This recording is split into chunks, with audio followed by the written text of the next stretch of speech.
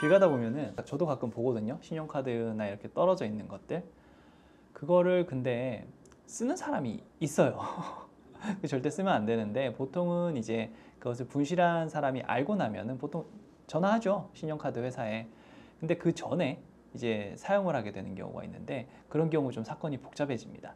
그걸로 뭐 결제를 했겠죠. 뭐 편의점 가서 뭐 간단한 걸 살 수도 있고 그렇게 되면은 죄가 좀 여러 개가 섞일 수 있어요. 첫 번째, 길거리에서 주웠던 거, 점유이탈물 횡령죄가 될 수 있겠죠. 그 다음에 카드를 썼죠. 이게 신용카드 부정사용죄도 되고요. 그 다음에 그 가맹점이죠. 가맹점에 대한 사기죄까지 될 수가 있어요. 내가 그냥 별로 중요치 않게 생각했던 신용카드 주운 걸로 쓴 거, 이렇게 세 가지 죄가 한꺼번에 성립될 수 있습니다. 절대 쓰시면 안 됩니다. 요즘 그 자동 녹음 되는 것 때문에 제가 아이폰을 안 쓰거든요. 갤럭시나 뭐 이런 안드로이드가 이제 자동 녹음이 지원되다 보니까 그것 때문에 저는 갤럭시나 이런 것들을 쓰는데 우리나라의 통신비밀보호법이라는 게 있어요. 거기에는 타인 간의 대화를 녹음하는 건 분명 불법으로 되어 있습니다. 그럼 타인 간의 대화라는 건 내가 포함이 안 되는 거죠. 그래서 본인이 대화하는 그 과정, 그거를 녹음하는 건 우리나라에서 불법은 아닙니다. 그래서 뭐 남들이 이렇게 대화하고 있을 때 몰래 이렇게 녹음을 한다. 그런 건 처벌 대상이지만 뭐 제가 PD님이랑 전화를 하다가 녹음을 한다. 이거는 전혀 뭐 문제될 부분은 없습니다. 걱정하지 않으셔도 돼요. 근데 우리나라에는 그런 법은 없어요. 뭐 어떤 뭐 복싱 선수라든지 아니면 요즘에는 뭐 주짓수, UFC 선수 이런 선수들 운동하시는 분들이 많은데 그분들이 폭행을 했다고 하더라도 그냥 폭행이 될 뿐이지 별도로 여기에 대해서 가중처벌하는 규정을 우리가 두고 있지는 않습니다. 뭐 주먹이 엄청 센 사람이 때리면 특수폭행이냐? 그렇진 않거든요. 이게 위험한 물건이나 흉기가 되지는 않아요. 그렇기 때문에 사람은 모두 동등한 죄명에 이제 적용을 받게 되는데 다만 이제 나중에 처벌을 받게 되는 단계에서 그런 그 본인의 운동을 했던 이런 것들이나 이런 게 조금 나쁜 영향을 줄 수는 있겠죠. 그 정도 수준이지 별도로 죄명이 달라지지는 않습니다. 이 무리한 기소라는 게 조금 애매하긴 한데 정말 뭐 말도 안 되는 걸로 기소하는 경우는 일반인들이 겪는 경우는 잘 없겠죠. 그러면은 쉽게 말해서 우리가 보통 겪게 되는 것들은 기소를 했어. 검찰이 혐의가 있다고 기소를 했는데 이게 무죄가 나는 경우를 좀 예를 들면은 그런 경우에는 이제 법원에서 최종 무죄 확정 판결이 난 다음에 형사보상이라는 걸 별도로 청구를 할 수가 있어요. 이게 어떤 거냐면은 본인이 기소가 되고 나면은 법원에 출석을 해야 되겠죠. 출석하는 그 비용들. 그리고 정말 뭐 변호사를 선임을 해가지고 거기에 대응을 했다. 그럼 그 비용이 상당히 들었을 거 아닙니까? 그럼 거기서 일정 비용들. 그리고 만약 구속 단계에서 그렇게 됐었다. 구속 단계에서 그 수사를 받고 그 최종 재판에서 무죄가 났다. 그러면은 그 구금 기간 동안에 일정 일당을 고려를 해서 꽤 많은 돈을 받을 수 있습니다. 그래서 이렇게 돈으로 보통은 받게 됩니다. 요즘 노쇼 엄청 문제 많죠. 그래서 요즘에는 예약을 하려고 해도 예약금을 받는 경우들이 있어요. 그래서 그런 것들 때문에 뭐 예약을 하는 사람은 그렇죠. 아, 나를 못 믿냐? 나 당연히 간다. 무슨 예약금이냐? 라고 이렇게 투닥거리는 경우들도 있는데 크게 문제가 된 적이 있었죠. 제가 기사를 한번 찾아봤었는데 100인분 예약을 해놓고 이제 그러면은 음식점에서는 다 사전 준비를 할 거 아닙니까? 근데 갑자기 아무 연락도 없고 연락 두절이야. 안 돼버려.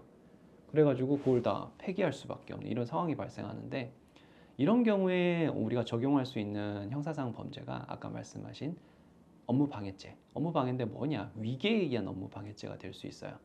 그렇게 되면은 이제 내가 처음부터 그런 인지를 하고 있었을 수 있잖아요. 그럼 당연히 노쇼를 하게 되면 연락을 먼저 뭐 며칠 전에 해야 될 수도 있고 그렇게 하는 게 당연하지 않겠어요? 그런 상황이 발생했음에도 아무런 연락 없이 노쇼를 해버렸다. 그럼 위계에 의한 업무방해죄가 될 수 있어요.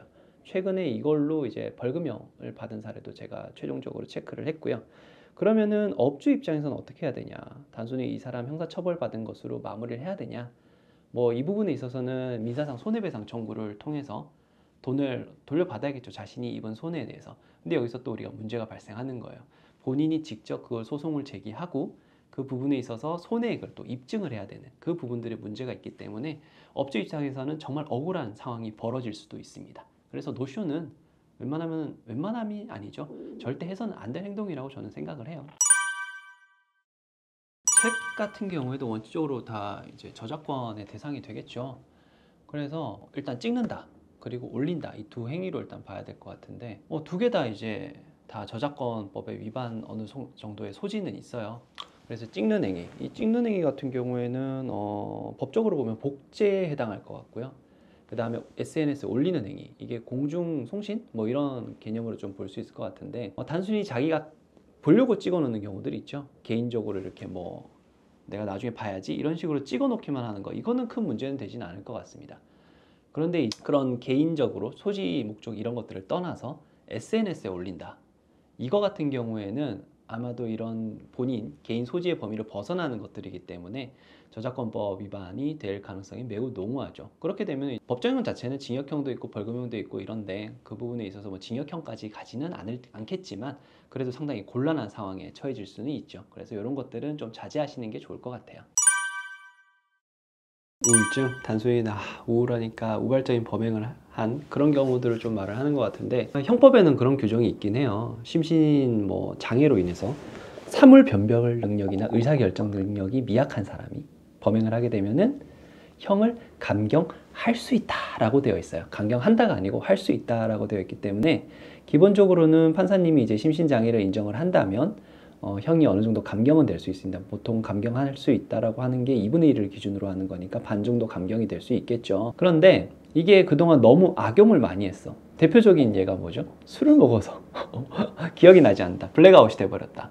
어떻게 보면 좀 맞는 말일 수도 있어요. 그런데 요즘은 그 음주로 인한 블랙아웃을 받아들여지지 않습니다. 그러면 처음 질문으로 돌아와서 우울증 때문에 범행을 하게 됐다, 이게 심신미약이나 이런 것들로 쉽게 인정되지는 않습니다.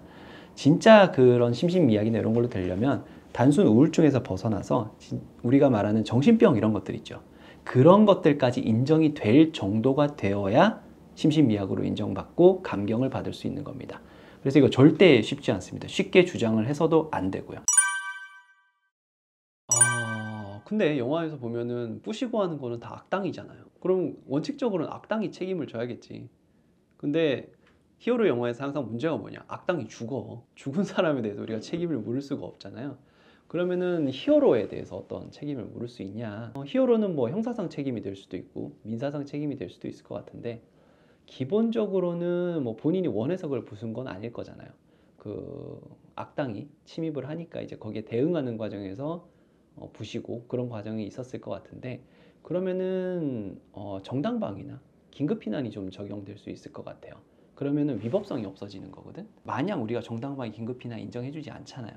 그것도 상당한 조건이 붙어요. 상당한 범위 내에서 해야 이게 인정이 되는 거거든요. 악당이 이렇게 쳐들어왔을 때 그걸 막기 위한 내가 할 수 있는 최소한의 범위 내에서 적정선을 지켰다, 그럼 책임이 없겠죠. 그런데 영화 보면 좀 과도한 경우들이 있죠. 쓸데없이 막 다 부시는 경우들. 그런 경우에는 아마 긴급피난이나 정당방위가 인정 안 될 겁니다. 그러면 히어로 책임져야 돼요. 폐가에 들어간다는 거는 기본적으로 사람이 없다는 거잖아. 그럼 형법에는 이제 보통 우리가 쉽게 생각하는 게 주거침입죄가 있죠. 결국 남의 집에 들어가서 이제 안 나가놓고 이런 것들인데, 폐가는 어떨까요? 주거침입죄 같은 경우에는 뭘 보호하기 위한 거냐, 거기 사는 사람의 주거의 평온을 보호하기 위한 거거든요. 그런데 이제 폐가엔 사람이 없잖아. 그렇기 때문에 형법상의 처벌은 안 될 것 같아요. 경범죄처벌법에는 뭐 그런 규정이 있어요. 사람이 안 사는 집에 그렇게 정당한 이유 없이 들어가면은 뭐 10만 원 이하의 벌금 구류 과료 뭐 이런 식으로 나올 수 있다라고 하는 거니까, 대부분 이게 아마 뭐 문제가 된다면은 과태료 정도의 처벌을 받을 수는 있을 것 같아요. 악플이라는 게 결국은 인터넷상에서 하는 거잖아요. 그러면은 뭐 쉽게 말해서 우리가 사이버 명예훼손이 될 수 있겠죠. 사실을 막 이렇게 했다면 사이버 명예훼손이 될 거고, 아무 의미 비난들, 그런 욕설들 이런 것들 있죠. 그런 거는 모욕죄가 될 수 있을 거예요. 그래서 기본적으로는 처벌 기준이라고 하면은 뭐 법정형 자체에는 징역형도 있고 벌금형도 있죠. 그런데 처음을 한 사람 벌금형으로 나올 확률이 높습니다. 그러면 이제 그거를 막기 위해서 이제 피해자와 합의를 한다거나 이렇게 되면은 뭐 전과가 생기진 않겠죠. 그래서 뭐 악플, 그 수위, 가 또 있을 거고, 따라다니면서 계속 악플 다는 사람들이 있어요. 그 기간이 엄청 길고 양도 많겠죠. 그런 경우에는 벌금형 이상이 나올 수도 있고요. 그래서 본인이 한 행동에 따라서 다 달라요. 그래서 악플 처음이다 무조건 이거는 벌금형이다 이렇게까지 말씀은 드릴 수 없을 것 같고, 본인이 한 그 기간, 그 다음에 발언의 수위, 이런 것들을 모두 고려해서 처벌이 나오게 됩니다.